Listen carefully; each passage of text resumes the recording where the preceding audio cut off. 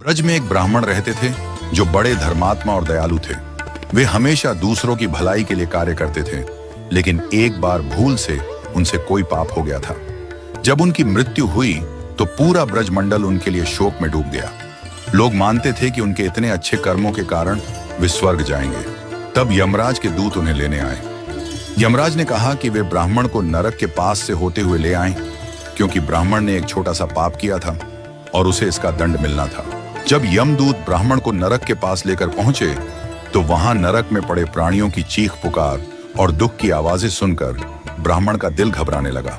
वे जल्दी जल्दी वहां से जाने लगे, लेकिन इसी समय नरक में पड़े जीवों ने उनसे प्रार्थना की। वे बोले, महाराज, आपका कल्याण हो, आप एक घड़ी यहाँ रुक जाइए, क्योंकि आपके शरीर से जो हवा आ रही है उससे हमारी पीड़ा और जलन कम हो रही है। हमें इससे बड़ा सुख मिल रहा है। ब्राह्मण ने उन नरक में पड़े प्राणियों की प्रार्थना सुनी और कहा, अगर मेरे यहाँ खड़े रहने से आप लोगों को राहत मिलती है तो मैं पत्थर की तरह अचल होकर यहाँ खड़ा रहूंगा। मुझे स्वर्ग जाने की कोई इच्छा नहीं है। यमदूतों ने ब्राह्मण से कहा, आप धर्मात्मा हैं, आपके लिए स्वर्ग में उत्तम स्थान निर्धारित किया गया है। यह पापियों का स्थान है, यहाँ आपको नहीं रुकना चाहिए। लेकिन ब्राह्मण ने कहा, मुझे स्वर्ग नहीं चाहिए। यदि अकेले मेरे कष्ट उठाने से इन जीवों को सुख मिलता है तो मैं नरक की पीड़ा झेलने को तैयार हूं। प्राणियों की रक्षा करने और उन्हें सुख देने में जो आनंद है वह स्वर्ग में भी नहीं मिल सकता। इसी समय धर्मराज और इंद्रदेव वहां पहुंचे। धर्मराज ने कहा, ब्राह्मण, मैं आपको स्वर्ग ले जाने के लिए आया हूं, कृपया चलिए।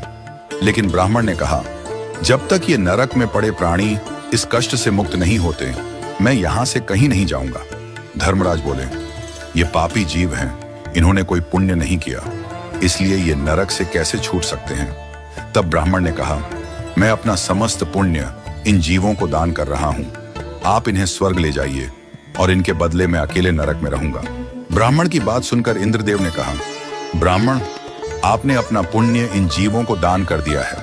अब ये सभी नरक से मुक्त हो चुके हैं और आपके साथ स्वर्ग में जा रहे हैं। ब्राह्मण ने कहा, मैंने तो अपना समस्त पुण्य दान कर दिया, अब मुझे स्वर्ग में क्यों ले जा रहे हैं। इंद्रदेव हंसते हुए बोले, दान करने से पुण्य घटता नहीं बल्कि बढ़ता है। आपने जितना पुण्य दान किया वह उससे भी बड़ा पुण्य बन गया। अब आप हमारे साथ स्वर्ग चलें। ब्राह्मण ने स्वीकार किया और उनके साथ स्वर्ग चले गए। वहां पहुंचकर इंद्रदेव ने कहा, ब्राह्मण, आप जिन प्राणियों पर दया करके उनके लिए स्वर्ग का मार्ग प्रशस्त कर चुके हैं वे अब अनंत काल तक स्वर्ग का सुख भोगने वाले हैं। आपके इस कार्य से स्वर्ग के देवता भी प्रभावित हुए हैं। इस कहानी से यह शिक्षा मिलती है कि दया और परोपकार सबसे बड़ा धर्म है। जब किसी व्यक्ति के दिल में दूसरों के लिए प्रेम और सहानुभूति होती है तो उसका पुण्य बढ़ता ही जाता है।